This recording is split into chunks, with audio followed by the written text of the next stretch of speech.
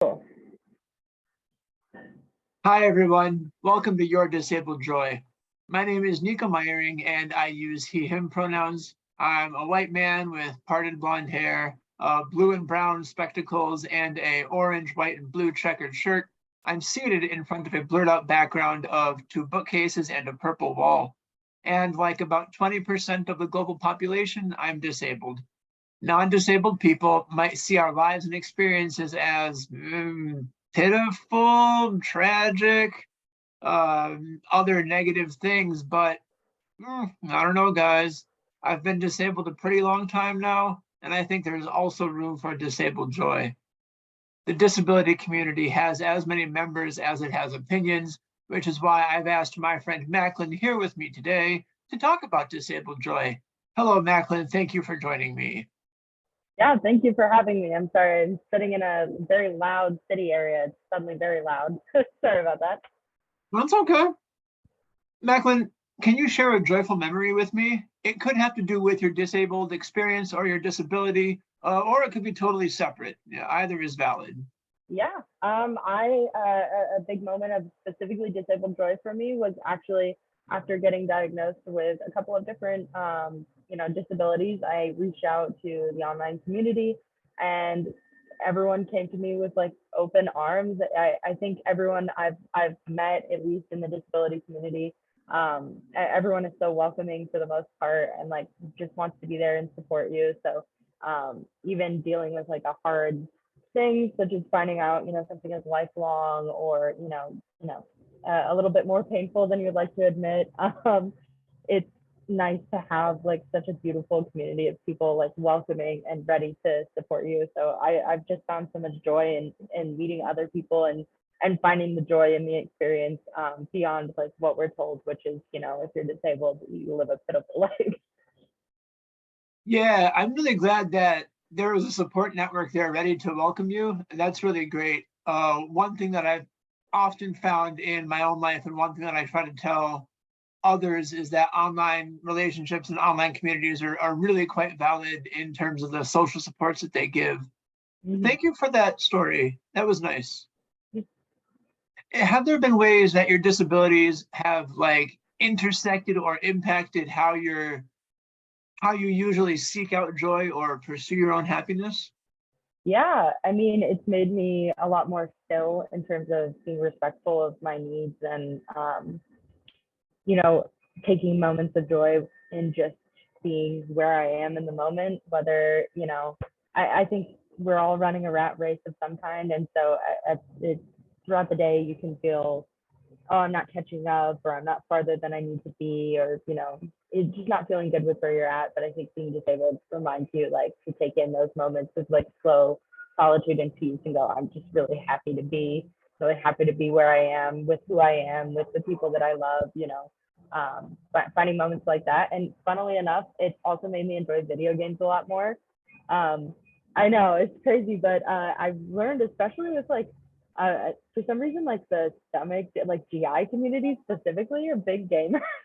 I've found, and so we've all like bonded together over playing video games. So we're too sick to get out of bed, and that's been something that I've like absolutely loved and would not have seen No, I see the appeal in that. coming. Fantastic. I'm loving this recurring theme of community and like unexpected support that Yeah, really intercept a lot of your answers. It's a beautiful thing to see. yeah. Fantastic. So Macklin, it sounds like you have a lot of a long disability history, which makes this next question probably very difficult because you have to pick just one thing that you want everyone else to know about disabled life and disabled quality of life, more specifically.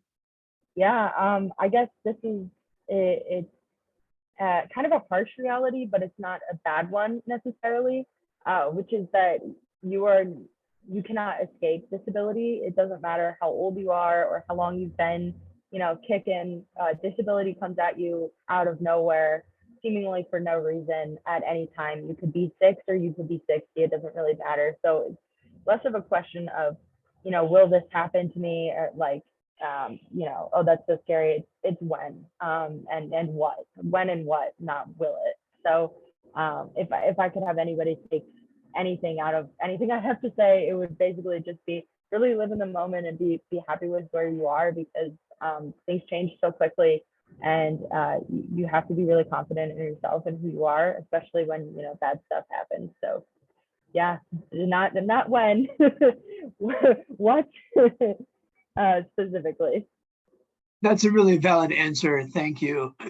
I do see like this frightening tendency of non-disabled people to maybe categorize disabled people or disability itself in like some other way other than how they perceive everything else. But the reality is that disability is not apart from being human. It is an intrinsic part of being human.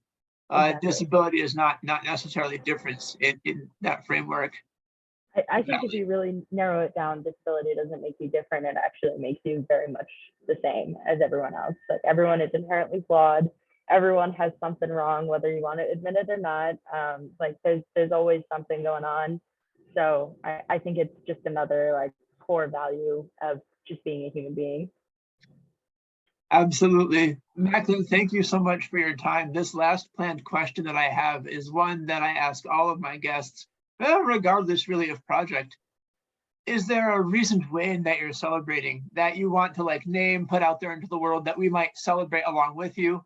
Or if not, what cool things are you doing? What projects are you involved in? If you're like open to connecting, where can people find you online?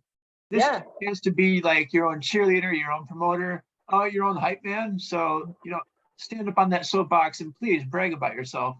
cool, brilliant. Well, I'm a copywriter by trade, so I've finally, in the last 3 months, finally made the switch to full-time copywriting, Okay. which is my big win. It means I can work from home even when I'm sick in bed. I can still like get stuff done and feel productive and feel good about myself. So that's my big, super exciting win. Is I work from home now and on my own schedule. So that has really changed the game for me. That's fantastic. Congratulations. Thank you. Yeah. And if you want to find me or you want to hear more about my journey, I'm always on LinkedIn, which is Macklin Yeomans. And then I'm also always on Twitter, which is where all the writers are. And it's useless_docs, DOCS. Yeah, like Doc Martin. Wonderful, Macklin. Thank you so much. I really appreciate your time, and I'll be in touch. Thank you so much. Thanks for having me. Of course, audience, tune in next time, and remember, I'm rooting for you.